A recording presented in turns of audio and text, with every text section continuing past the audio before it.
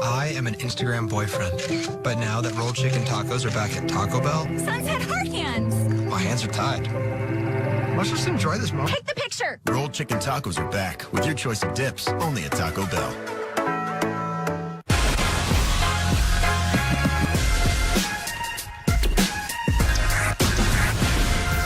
Back here with Coach Mangini, we're going viral. So check out this death diving competition in Norway. Pretty much just a glorified belly flop competition. Coach, you more of a cannonball guy, or you're?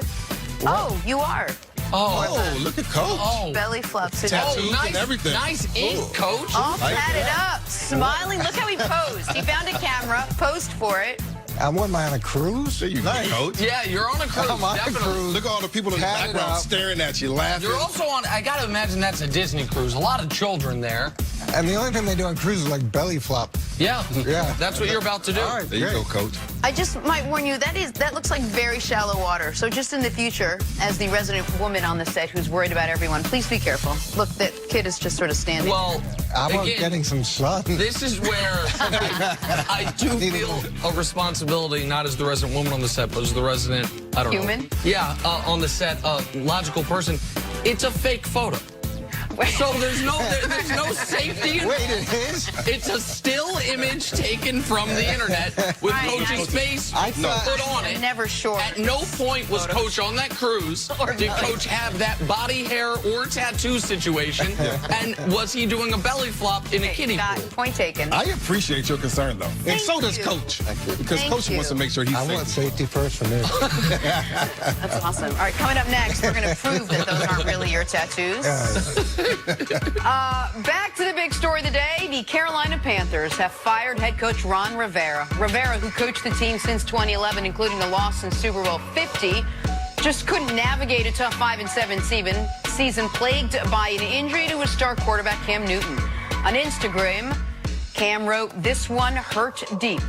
Owner David Tepper explained his decision, saying, "I believe this is the best decision for the long-term success of our team. I have a great deal of respect for Ron and the contributions he has made to this franchise and to this community. I wish him the best. I will immediately begin the search for the next head coach of the Carolina Panthers." All right, Nick, what do you think this means for Cam Newton? Because the two are really paired. Well, I think ostensibly it would appear move on from the coach, about to move on from the quarterback, fresh start for everything, and the quotes from the owner, as you've pointed out, Brian, lead you to believe that. But I would imagine that whoever takes this head coaching job is going to want to have the biggest say in who the quarterback of the team is. And I think there are a lot of coaches, particularly if you pull from the college ranks, that might say, all right, even if we are drafting a quarterback, Cam has a year left on his deal, is an incredibly reasonable cap number in today's dollars, $20 million for next season, and a lot of the things Cam Newton does well are those RPOs, some of the collegiate stuff that we're seeing, whether Arizona do with Kyler Murray, or he's not Lamar, but some of the stuff Lamar does.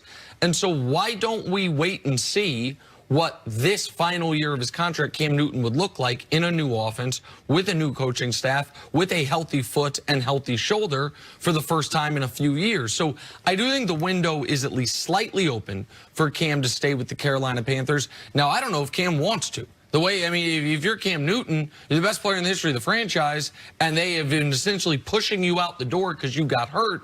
So, but I don't think the door is totally closed yet, and I'm certain the next, whoever comes in is not going to say, well, Kyle Allen is the guy I want to ride with for the next decade. Well, David Tepper obviously wants to put his stamp on the organization. He said that. He's talked about the change he made to the business staff, and now he's making changes to the football side. And part of that could be getting a new quarterback, getting his franchise quarterback. We're going to learn a lot more about this as the interview process starts, because he'll have an idea of what he wants to hear from those candidates. And if he is a big Cam supporter, he's going to want to hear a guy who says, let me go ahead and give Cam the best possible shot. And if he wants to move on to a different guy, that's going to be the type of head coach that he hires.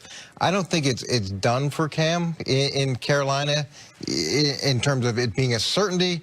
but I would imagine they're trying to rebrand this whole organization with this move, and part of that rebranding is probably moving on from him longer term. Yeah, Cam has been the face of that organization for a long time, but the biggest question about Cam is how healthy is he, and can he remain healthy? That's the biggest question. The only thing that has stopped Cam throughout his career is his health. And so the next coach is going to come in and say, all right, this is what I want to do. I want to be able to run those RPOs. I want to be able to sprint the quarterback out and get him outside of the pocket and throw the football. And can Cam do that for 16 games? Because if he can, then you have the opportunity to draft a young quarterback and say, okay, you just groom yourself under Cam. We got him under contract for a reasonable price. And at that point, you groom your young quarterback. You groom him with Christian McCaffrey as well. And then you find a way to get rid of Cam at the end of the season. But if Cam plays well, you keep him. So if you're a new coach, there's nothing better than having a veteran quarterback in your locker room that has been there and done that if he's healthy. That's the biggest question.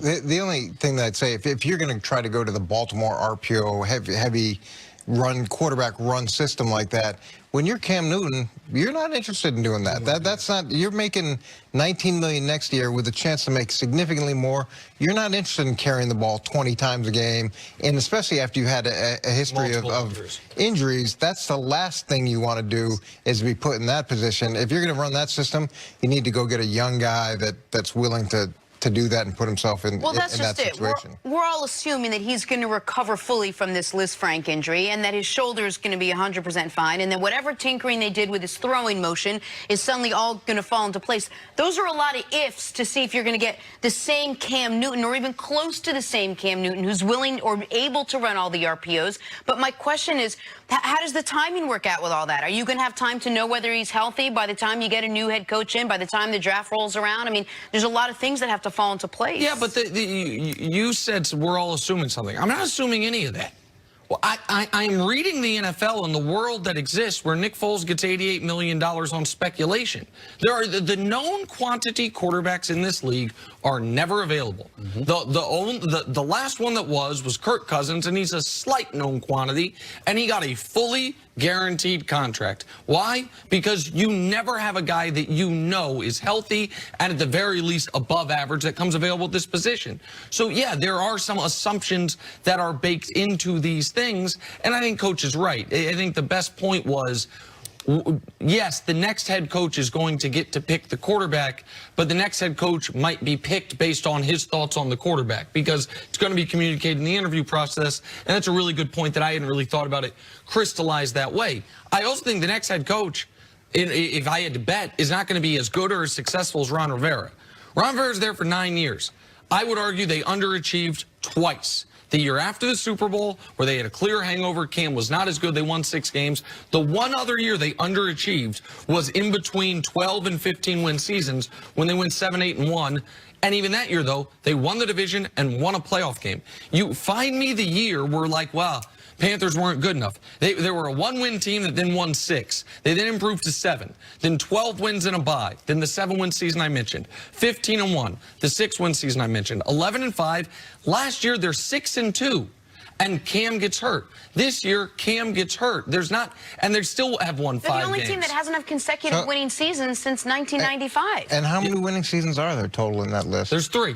But how many of those years? Out of how many years? Out of 9. 9. How many years? And didn't they have the NFL MVP? Yeah, and they went 15-1. So they overachieved? 2-time coach of the year.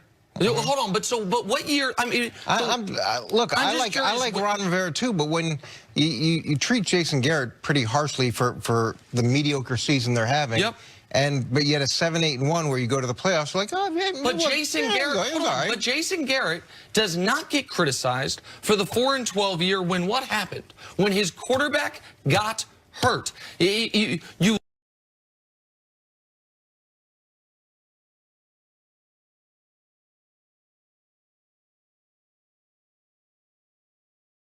look at what Ron Rivera did. The first 2 years, they're building from a 1-15 team. They then win 12 games, win the division, 15 games, a terrible 6-win season, 11 games, and play a great playoff game against the Saints. And last year, they're 6-2. He had a stretch of 5 seasons of tremendous success, the closest you can come to without winning a Super Bowl. And then Cam got hurt. And so, like, that is the line of demarcation. Now, if you want to argue they should have had a better backup plan in store this season, fine, so be it. But I thought they were overachieving this year until this last month of football, and I think Ron Rivera was ahead of the curve on analytics. I think he is, when I watch league-wide, he doesn't make game management gaffes like so many of these guys do. And the Cowboys have, to me, underachieved given talent. The Panthers have overachieved given talent, in my eyes. That's your biggest point. The Cowboys have underachieved given the talent that they have on that football team at this point. And Jason Garrett hasn't got the most out of the talent.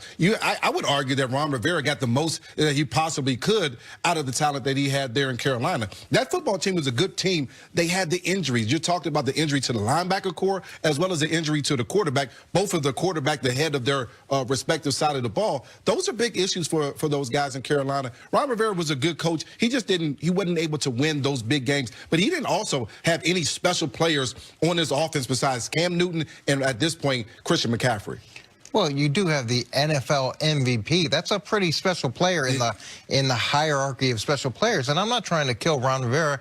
I like Ron Rivera. It's just when we use a criteria of 3 winning seasons out of 9 years as a benchmark of overachieving, and then you beat up someone like Jason Garrett and saying he's underachieving, even though he's won division titles and his success rate is arguably just as good. Okay, but it depends on what you want to say. 3 winning seasons out of 9 years is true. We also could say has been to the divisional round at least or further 3 times out of 9 years. Has been to a Super Bowl when one guy has not been to a conference championship game. And Jenna, the stat you gave, which is the Panthers are the only team in football to not have a consecutive winning season since 1995, that to me speaks to my point. Because the first 15 years of that, he's not there. It is not a franchise with a history of success. The longest history of consistency, of consistent relevancy and success has been under Ron Rivera. And you said they had the league MVP, and they've been damn good when the league MVP has been healthy. What happened was the league MVP got hurt.